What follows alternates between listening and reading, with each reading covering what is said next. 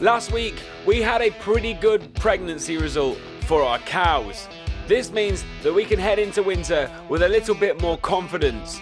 So now it's time to wean the last of the calves, shuffle some cows around, and get ourselves set up for those long, cold winter months. This week we've got a busy one. We've got loads on. Whoa, what just happened to my camera? Just fired up. Let's do that. That'll do. You stay there.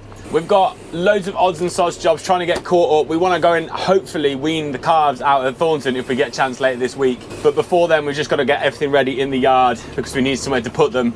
Everywhere's got kit in, which is a nightmare. But first job, I've got beef bus on because when we were PDing last week, we pulled some cattle aside to take out to grass, which seems like a really weird thing to do at this time of year because we pulled out all of the first calvers, which will be second calvers, this coming March, April time. What we're going to do is we're going to put those guys out of some grass away from home, which is aftermath after hay. When we made the hay back in June, it wasn't a very good crop of hay. Everyone knows that. It was a bit poor. What we've done is we've made a bit of a deal with the people we rent the ground off of so that we can actually put some stock up there because normally we'd have to be off by the 1st of November, but considering there's been no grass on it all year, and now there is actually quite a nice piece of grass there, they've allowed us to graze it considering we've not been able to graze it, which is very kind of them. Thank you very much. Before we do any of that though, we've got a couple of ear tags to sort because last week when we come to do the PD and we found 2 of these cattle from this same group, actually only 2 numbers apart, 2775 and 2773, had lost both their ear tags. Luckily we've got good enough records to work out which one's which. So we've been able to sort that out and I've got new ear tags. So we're gonna put them into those cows before we load them on the lorry. Lorry? It's not a lorry. Before we load them on the beef bus, and then we can take them up the village. I'm not going to worry about which one's which when they get back. This one's one of them, this red one, and the other one's a black one, which is the only way I actually knew which ones was which, because I remember that this red one is 2773. Let's get these out. I need to put the handle on the crush. Pull the panel across. And that black one with the white bit on its head. This one. Let me get the tags.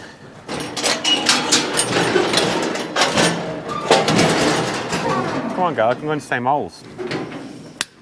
That's that one. There we go. Oh, it wasn't that bad, was it?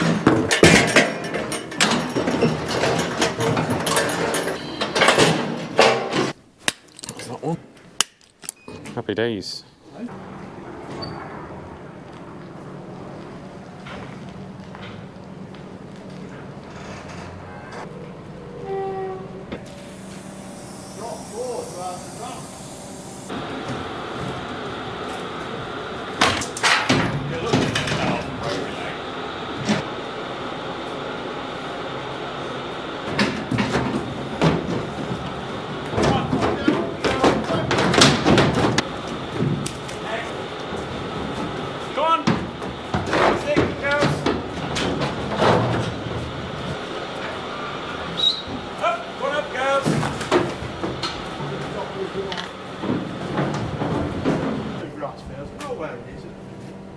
That's them loaded up. We're going to take them up now. We should be able to just pull up on the side of the road and just chuck them in off the roadside. I shouldn't have to back in, which will make my life a little bit easier because they're going to go the whole way round. So we haven't got to go and put them on the back fields first. They can start in the front fields. That ear tag issue though has made me want to start branding cattle again. We used to freeze brand all our cattle back when we had black Angus cattle and sort of red Limmy type cross cattle. We freeze brand everything, and then when we went onto the blue cattle, because you couldn't really freeze brand a cow that's already white or whitish, we started using the management tags and we were putting their numbers in as management tag numbers rather than freeze brands. But then obviously you have the issue where they might lose a management tag, which can be a bit of a problem. We always tend to use 2 big ear tags, 2 of the big primary ear tags. We could move to using a button ear tag. To be fair, some of the old blue cattle have button ear tags, and I don't think I've ever lost a button ear tag, not that I can remember anyway. So we could use button ear tags, but still you're running the risk of losing it and not knowing what the animal was, and you can't really read button ear tags either. They're just a box ticking exercise. So I'm thinking about moving back to branding, and I do quite like the idea of just branding the ear tag of the cow onto the cow. The Dyson cows that we've got, they did a thing where it was 4 numbers. The first number was the year they were born. So say it was 22, it'd be 2. If it was 23, it'd be 3. If 24, 4. And then the 3 numbers afterwards are the last 3 digits of its ear tag. The issue we've got is that we've got a lot of cattle and you could end up with a lot of 3 digits that are the same. So Dad suggested just do the last 4 digits of the ear tag number, and then we theoretically shouldn't really get any crosses. And then if we lose ear tags, we'll just know exactly what it is. And they're a bit easier to spot as well when you're carving, whatever, especially out in the field. I don't know, anyone else do freeze branding? I know dairy farmers do it a lot, but if any of you suckler guys freeze brand, if you've got a system that's similar and works, let me know, because I just think it's interesting. We used to just do consecutive numbers, then we went to year and a number, and now we're just thinking that if we put actually the ear tag number on, that's probably better than anything, because then you haven't got to worry about corresponding it. That's just gone to secure the centre fence, because we can go up this side and round down the other side and then cross through the wood onto the other side. But you can see now we've got a bit of grass. Look, something to chew at. So hopefully this will keep them going for a little while. We've got a fence across just where the water is there. So it's sort of split this side into a third, and it seems to think from the plate meter reading that this will probably do them for a good week or so. So as I said before, that should make me feel a little bit better, because that's 12 miles we haven't got to feed that will likely have food over here till Christmas, and that's just what, a bale every 2 days for between now and then. So it's a fair chunk of feed that we haven't got to find, and again, it's a few just looked after without having to stress too much. Anyway, I'm gonna put this somewhere and we'll just unload them on the roadside when Dad gets back, and we'll get him to stand here and I'll hopefully just run off around this corner and not halfway across the county.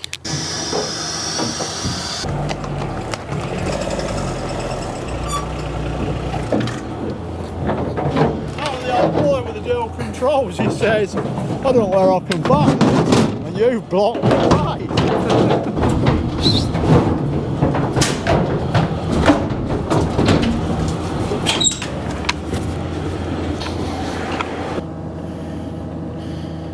Well, they seem happy enough. Next job, we've got some rake meal coming in about 20 minutes time, and need to get this open, ready for that to come in here, because the lorry can't back into the corner, it has to dump it on the floor. But actually it looks pretty good, it's not very mucky at all, there's no stones in it, which is good. We can just get him to drop it here. And now I've got to go and wash the Emily bucket, because the Emily are coming to see me tomorrow morning, because they're having a bit of a British tour of their dealers, and they're coming to Collins, which is about a mile away. So they're going to come and see us, and we've not actually washed it since we bought it. So thought we probably ought to tart it up a little bit.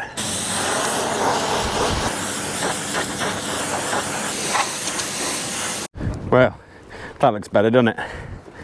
Yeah, boy. Rake meals here. Bloody thing. Guy who brings this called Dale. Sound bloke. My dad knows him from years ago.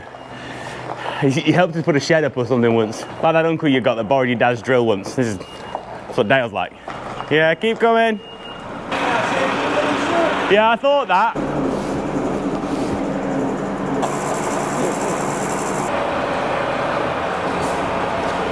He's still got about a foot.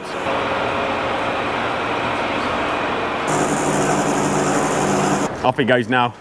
I'm gonna have to get a bucket in and shovel that into that corner, out of the way.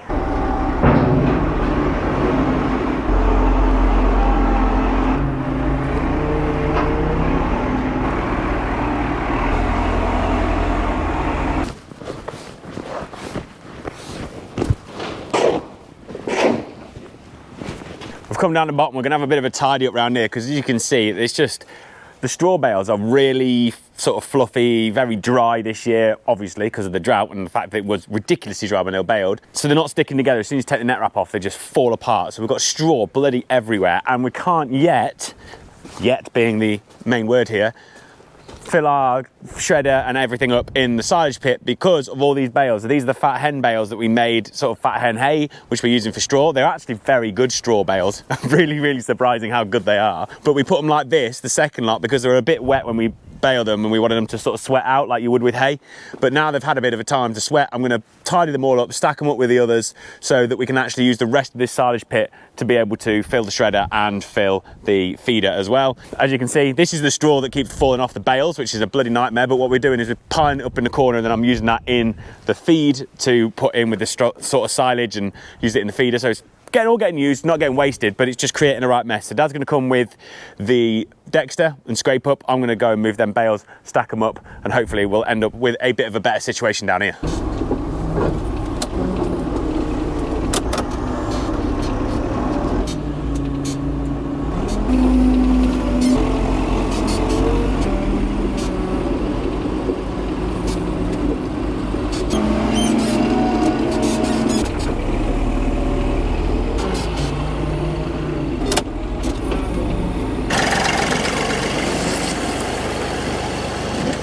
Look at that.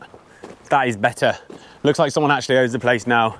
Feeder is in there. We've got a straw pile there. We've got the muck heap started around there. And once it's dry, we're gonna actually try and get rid of that pretty sharpish. Dexter has done its job for however old we decided it was. 60-year-old tractor, let's say. And it's nice and tidy, nice and clean. Should keep the place a bit tidy. Now we can actually work in here.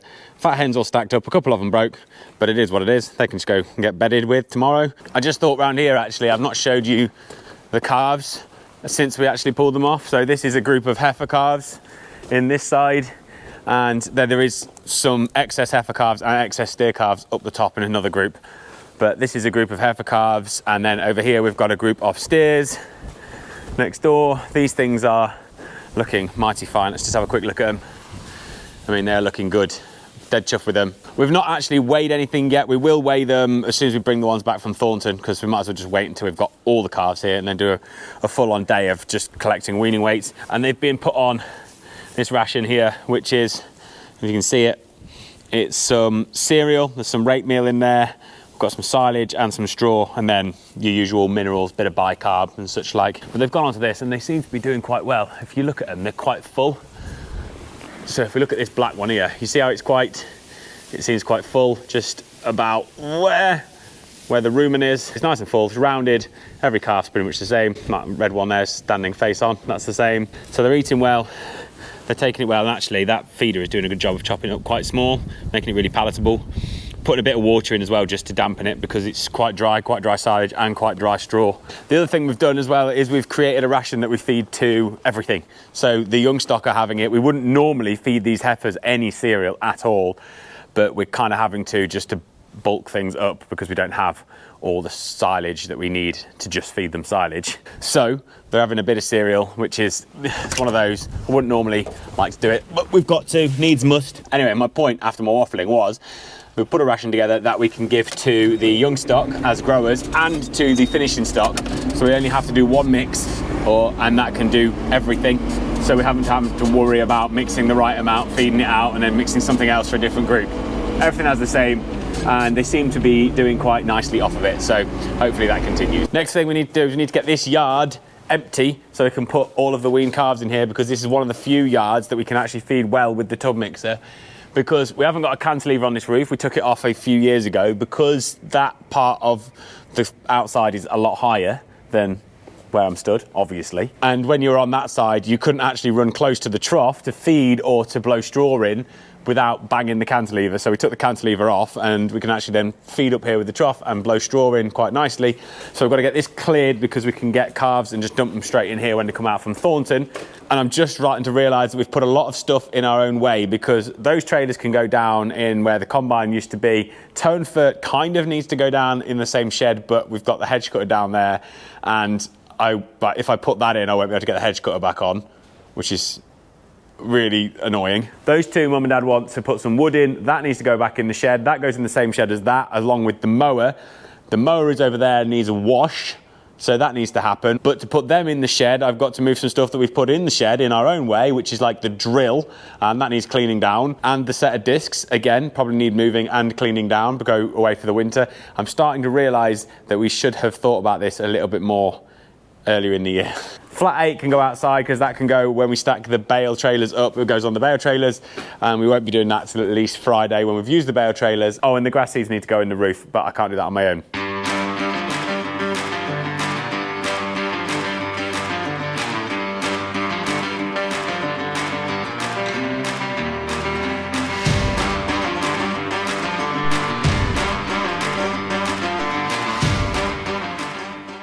We interrupt this broadcast to bring you the fact that everything, and I mean everything, is currently going wrong. Dad's had a bit of a breakdown in the Corvus on the way back from Thornton.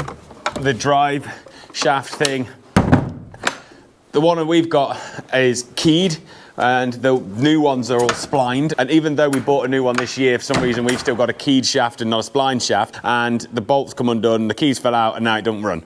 So they're going to upgrade that for us. So we've had to go and deal with that this morning. I've had to go rescue the bale and roller, and Colin Catley's come and rescued the Corvus. This heifer here we've had to bring in because she's a bit lame, as you can see, on her back right-hand side. Not exactly sure why, but we've got the vet out.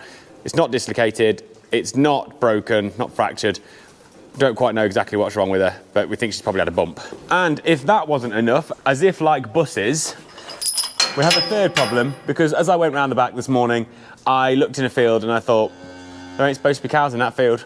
And some of the fattening steers and heifers that were down in the 8 acre on some herbal lays, obviously it started raining. I don't know what's happened, but the electric fence has come down and they're now in a completely different field. So we're gonna have to try and get them into the yard here to sort them out. Come on, girls. These things are looking big. If we get a chance, we'll give them away and see what they're doing. 525, 581. He was 590 something before we backed off. Slightly disappointed in them, if I'm honest. I was hoping that they'd be a bit bigger than they are. They look huge, but it's a lot of frame and not as much weight. What we've thought about doing is actually just keeping them in now and sticking them on the ration, the same as everything else, and just pushing them, because they're ready to go. They're ready to be pushed. They'll put some serious weight on very quickly, hang it on that frame and just get them gone. Back at cleaning the shed out, we've just got flat 8 grab, a couple of pallets and that to move out there. Tone fert's gonna get put in the shed over the other side. Dad is washing the mower down to put that away, and then we're about ready to actually bring these calves in, which is a good job because we're trying to do it in the morning.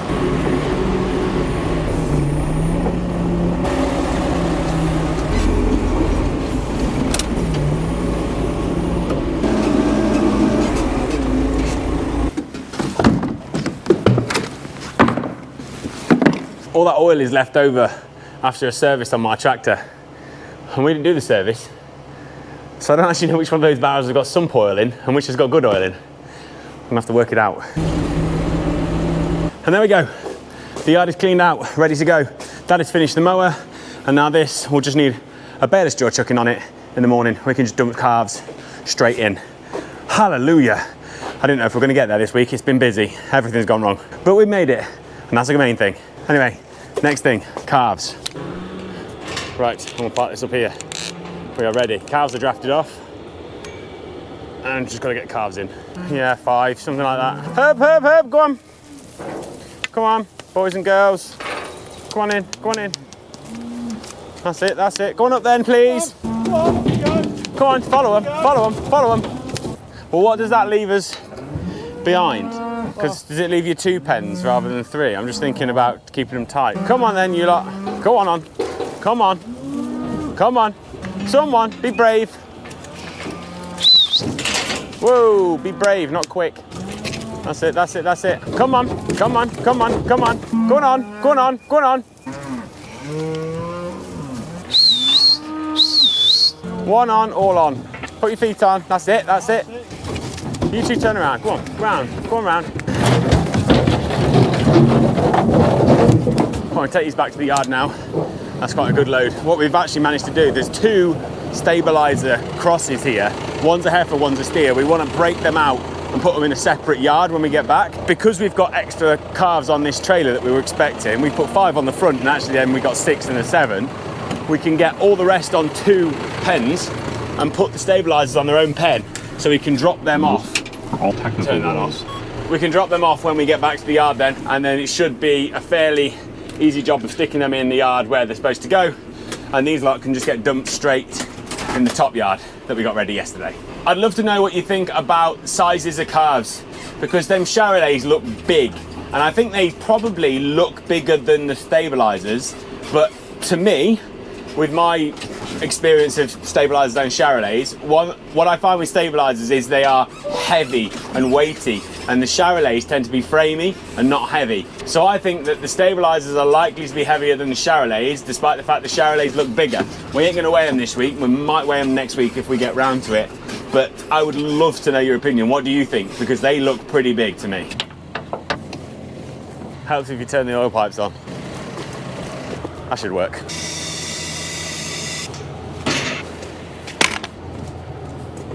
Come on off, please. Come on. Come on out. Hup, hup, hup, hup. Come on, little one. Hup, hup, hup. You have got to love a hydraulic backboard. If I replace this trailer at any point in the future, I'm having a hydraulic backboard. If they don't do a hydraulic backboard, I am not buying it. Anyway, back to Thornton. Go on, you two. Go on, you two. Go on. That was too easy. Come on, come on. That's it. Go on up, go on up. Come on, come on, come on, come on. Go on. On you little and no. Go around, go on up. Come on. Come on, you go up too. Go on up.